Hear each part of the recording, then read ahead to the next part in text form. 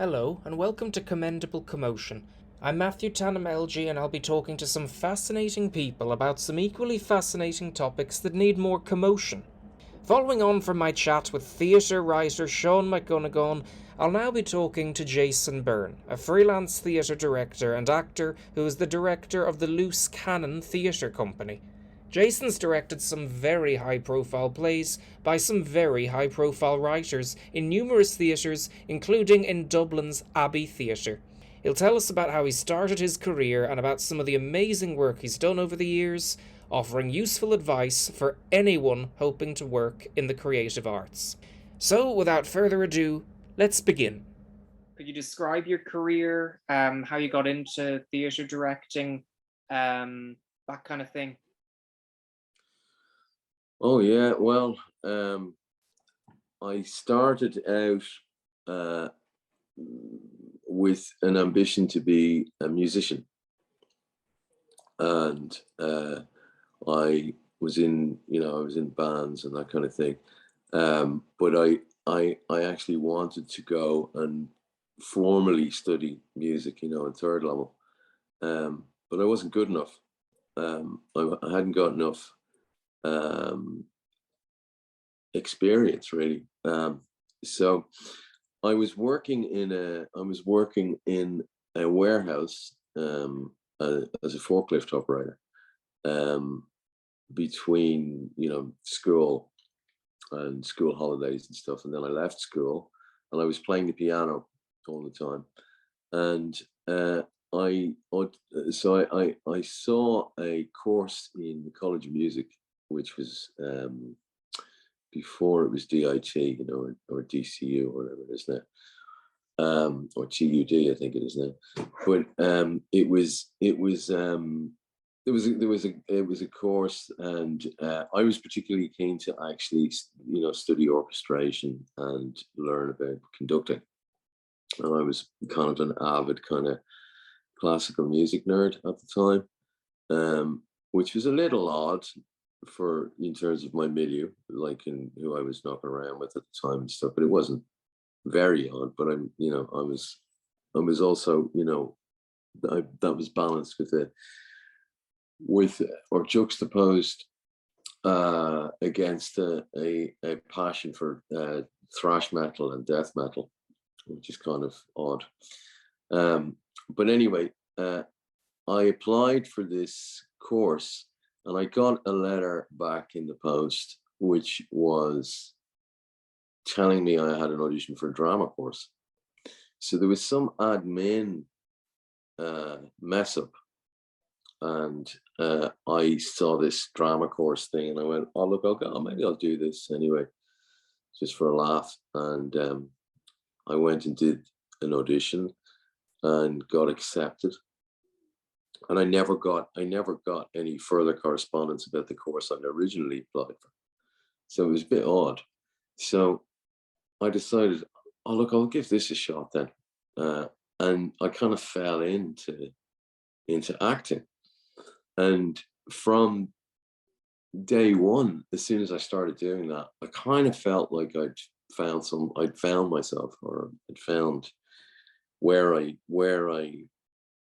was the most kind of effortlessly stimulated, in terms of my, I was an instant nerd and geek about all things to do with acting process, and I kind of read voraciously. I devoured any kind of literature I could find that spoke to or about what constituted acting, and I became obsessed with people like Stanislavski from the very beginning, and then I ended up in Dramsoc in UCD as an illegal member, because I wasn't in UCD, but my friends were all in UCD, and so I was at Conor McPherson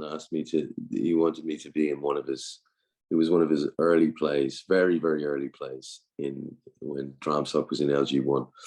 And I was in that and I was in a few of Connor's plays, and then I went to Trinity and did the acting course in Trinity, and then when I left Trinity, I realized that I wanted to be a director, but I didn't know what that meant, really. I didn't know how you went about doing that, because at the time it was kind of like maybe you did an academic degree. You kind of felt like as a director you needed to have some kind of, you were supposed to be responsible for knowing all the answers for everything in a rehearsal room. You were going to be the person that everyone was going to ask the questions to, kind of like thinking that because the role has some kind of responsibility or sense of hierarchy, you kind of can think that maybe you're supposed to be the teacher, the one that knows, the one that provides all the info. And it's of course, the older I've gotten, the further away I am from that concept of what a director is. To me now, it's really really about letting go as much as possible, and which is quite difficult. But being able to not get in the way, and be more like a midwife, in delivering, a birth, rather than making the baby. You're assisting. Essential, perhaps not essential, but good to be there. Probably better off if you were there. Yeah. You know what I mean? Well, but it will happen anyway, Yeah, no, it's a good explanation, definitely. Yeah. So you mentioned Dramsoc earlier and Conor McPherson. So for people who may be unfamiliar, Dramsoc is in UCD's Drama Society. Is that right? Yeah. Yeah. And so it sounds like you sort of found your career spontaneously. Which would you agree that's often kind of the best or one of the best ways for aspiring artists or people who are just interested in the arts to some degree, any degree? Would you say that's like the best way to enter an artistic career? I don't know what the best way might be. I think the way is, I suppose it's what it's it certainly worked. It certainly worked for me to kind of fall upon it. But equally, somebody might be very, very clear from the beginning and know exactly where they want to go and be able to put the steps in motion to get there. It just so happened that for me it was quite a fortuitous or serendipitous kind of almost fluke turn of events that ultimately became life-changing,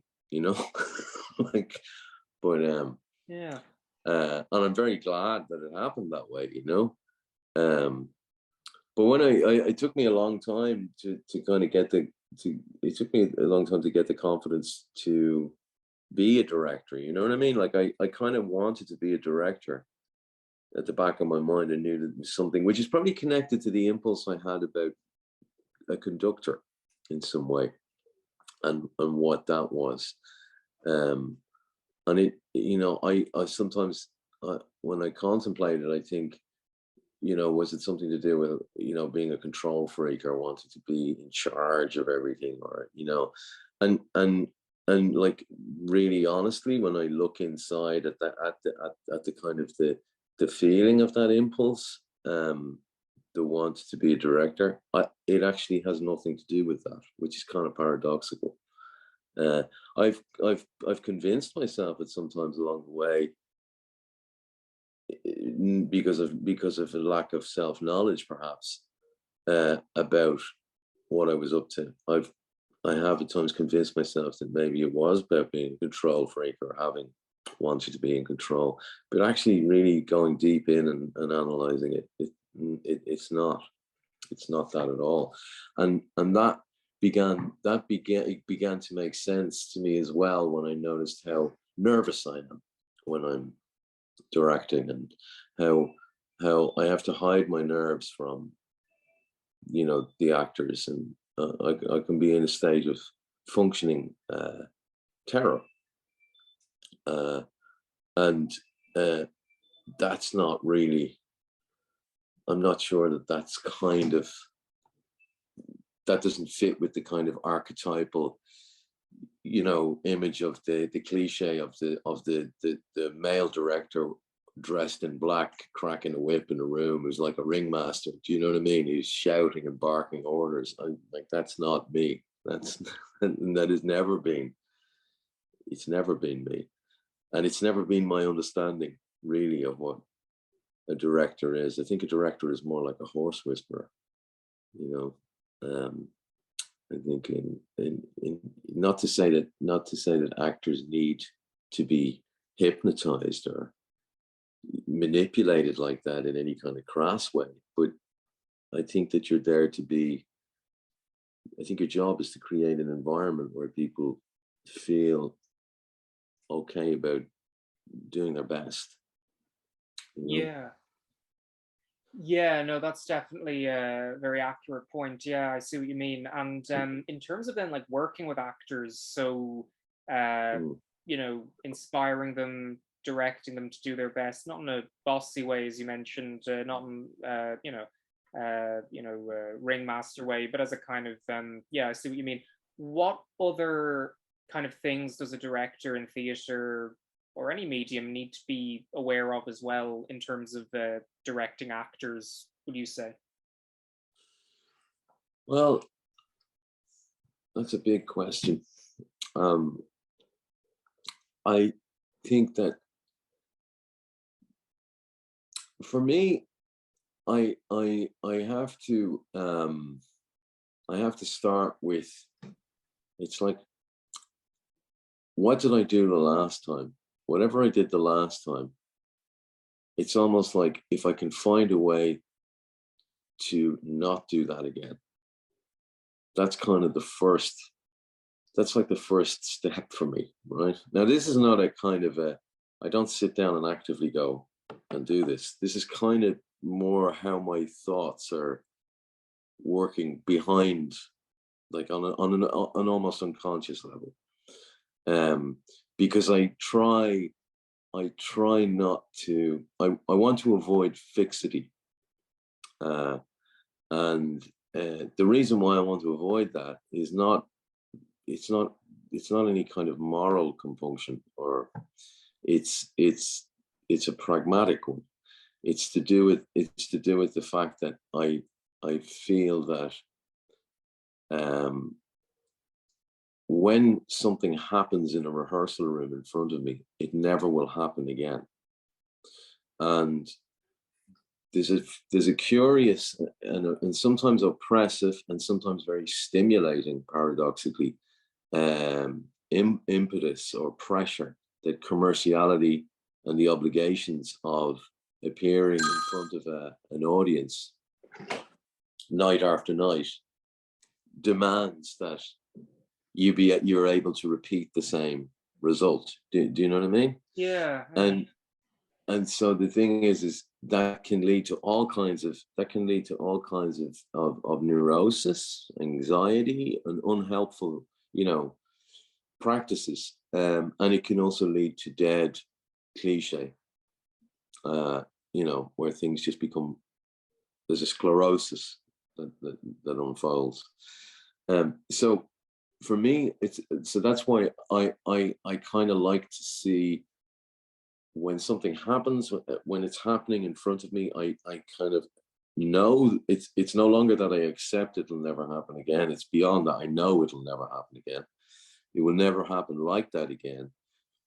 And how it may happen and how it will happen the next time will be enlightening for different reasons. And something of how it happened this time will obviously be kept or retained in the way it happens subsequently. But to try and repeat what happened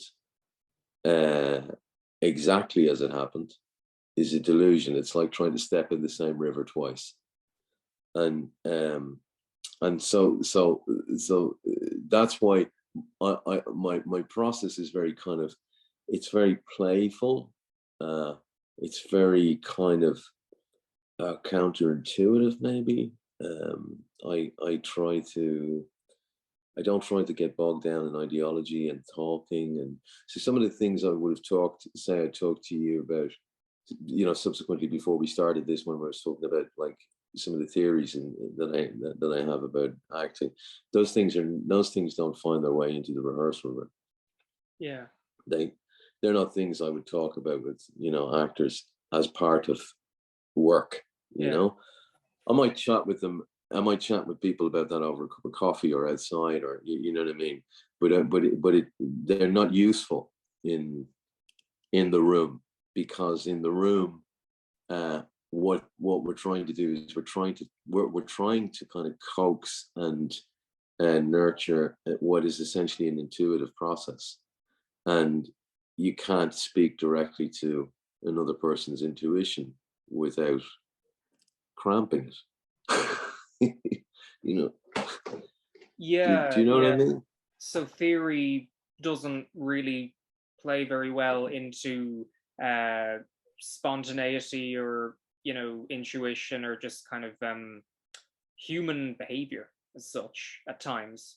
Is that kind of maybe one of the ways of putting it? I think that I think that theory has its place, and it's very valuable. And it's theory is a tool that helps to lend clarity to thinking, and is a way to examine process and understand why things are being done the way they are, and to be able to talk about them. But then in the room, where there's a problem if the two become confused. So sometimes, and this is probably contentious, sometimes I find that act in a rehearsal room can become full of theory, because it's too scary sometimes to admit and recognize that what we're actually working with here demands something closer to silence. So there's very, very little kind of opportunity to claim ownership in a traditional way of what might be going on, because things seem to be appearing out of nowhere, or they seem to be happening or unfolding for very, very bizarre and unpredictable reasons. And so these things, you know what I mean? If you feel like you want to control the process, you might want to talk about your idea of the play, for example. So you might want to talk about what the idea is and the concept is. And these things are kind of useful very, very briefly for an actor. Do you know what I mean? Yeah. Because after that, it's got to be about, the actors are working off things which are, impulses and intuition, unconscious, non-verbal, and so these things are all things that they would go retreat back into their shell very quickly if suddenly the language that was being used was one that was very, very dry, analytical. Yeah, it doesn't because help.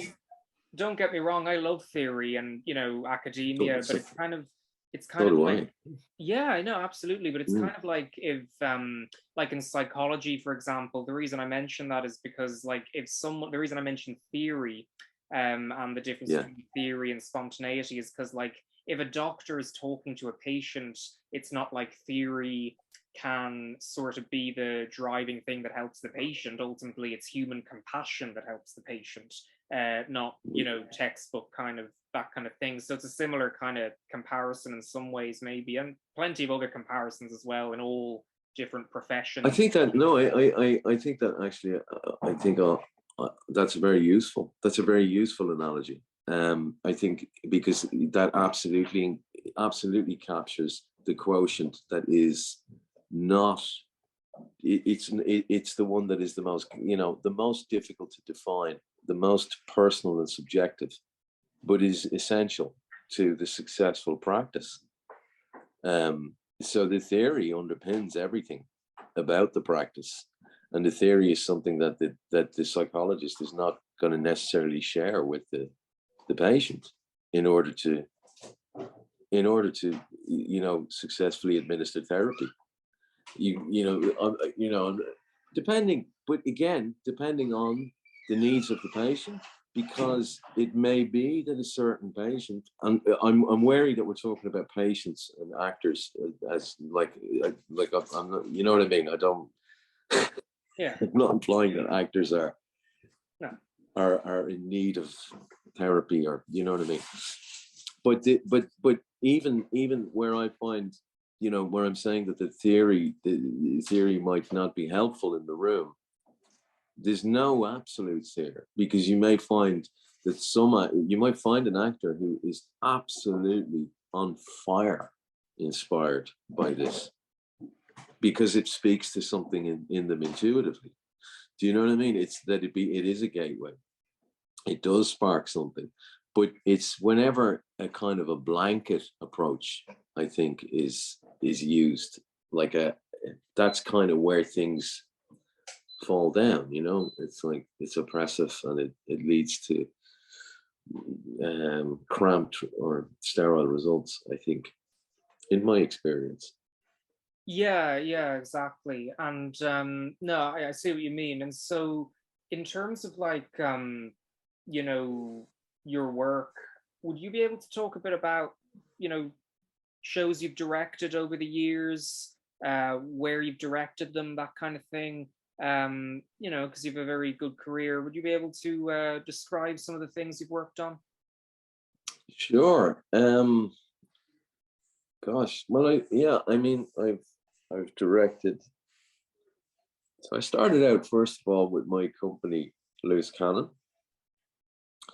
and I directed mostly Elizabethan and Jacobean plays, tragedies, and it was kind of like it was like I think it was feeding my kind of heavy metal tastes to go into Jacobean kind of darkness and violence and all of that kind of revenge tragedy stuff, and those productions were all very text based, and they would have been on in venues around Dublin. Some of the venues are now closed; they're not there anymore.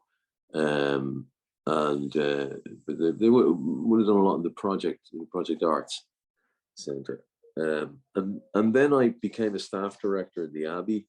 So I was there I was on contract there for 2.5 years as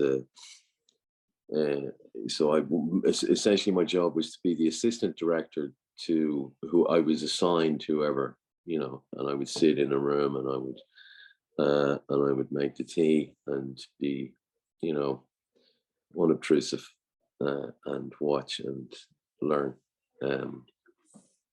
And at the same time, then I was given a few shows to direct in the Peacock, so they would have been new plays. I think the biggest, a big moment early in my career was when it was Brian Friel's 70th birthday party, and there was a kind of a festival organized by the Abbey, where there was a program of his plays put on over a month, I think, and some of his big shows, like Freedom of the City and Aristocrats and those plays, they went on upstairs in the main stage, and I was given a play called Living Quarters, which was a play that was produced in the 70s, and it never really saw the light of day again. And it was a play, it was Friel's take on Phaedra. So he had set it up like he sets everything in Ballybeg, but it was a barracks up in Ballybeg, and it kind of, he transposed the story to so there was a soldier, an Irish soldier in the Irish, the Irish army, not the IRA now, the Irish Army. And he ends up marrying a young woman, and his stepson, who's not living on in the barracks, ends up having an affair with her, and he goes and shoots himself at the end. But that play was a kind of a turning point for me. It was a big deal because it was a relatively unknown play by Friel, which is kind of unheard of. I was really, really, really in love with it. I thought it was a really beautiful piece of writing. And I still do. I think I can't understand why it's not done more. It's like it's an extraordinary, like, and it really kind of, it has kind of all of that kind of Friel's kind of love of Chekhov and Turgenev, you know, the kind of Russian realism, psychological realism, you know. But anyway, Friel came to see that, and he was like, you know, obviously because it was his birthday and stuff, but he was very taken with that production, and he subsequently he kind of maintained a bit of contact with me down through the years, and I got to direct Month in the Country on the main stage in the Abbey. He asked for me to do that, and yeah, because you have to be approved by the Friel estate if you're going to direct anything. It's not, you know what I mean? It's you have to get the nod, you know, or it doesn't happen. So it's a very nice thing to know. You know what I mean? Yeah, absolutely. But yeah, but he was very, that was a very significant thing. And then after I finished when my 2.5 years was coming to an end, I kind of went back. I was going back to Loose Cannon, and I was very unhappy with, I suppose, I felt that there was a kind of a poverty to our approach to acting, and I was very dissatisfied and frustrated with what I saw as a kind of a text-heavy approach to theatre, and a real lack of any kind of understanding or expansiveness, where technique was concerned. Acting seemed to be something that, you know, was really just you kind of just did it, and we talked about the play. You know what I mean? You just kind of did it, and you know there was not. And if anyone started talking about how to do it, you know, that would be shut down very quickly. You know, so a lot of emphasis would be placed on the text. A lot of emphasis would be placed on concept design. All of the material, interestingly, all of the material, objective things, the things that can be talked about, the things that can, you know, brook analysis and discussion, rather than the kind of more ephemeral things that really demand just physical action, you know, rather than talking. So I ended up returning back then. I went back to my nerd days, and I started to dig in again to Stanislavski, and I was particularly obsessed with a Polish director called Jerzy Grotowski, and his work in Opole and Wrocław in the 60s and early 70s. And his company, they kind of lived like monks, and they you know, subjected themselves to a very, very, very rigorous regime of physical and vocal work on the self, and they kind of I think that their work was very, very groundbreaking and pioneering, and is still kind of has ramifications across the globe in terms of acting. The ripples are still felt even in ways that people don't even know that they're actually influenced by this, you know. But I had no mentor, I had no teachers. There was nowhere to really be led, you know, in Dublin at that time. And I kind of just, I tried to just get I was watching a production of Hamlet that I directed, and I was really dissatisfied. Now it was getting, people were liking it, you know, it wasn't, but I just thought it was boring. I thought um was it Conor Morrison, you know, Conor Morrison, I don't know if you know Conor Morrison, he's a director, another director, but he'd be a peer, a contemporary of mine. And he used to laugh, he used to joke about my productions being standy stilly, because the actors would be standing still, because I would just strip everything back, because I couldn't abide any kind of addition that was fake, you know. Now that's not good enough, you know what I mean, to just make everyone stand still. You know what I mean? But it's it was an impulse. It's coming from an impulse I had to do that, to realize, okay, well, I can't just do that. I've got to find out something else. So what do we do? Because you can't just stand still.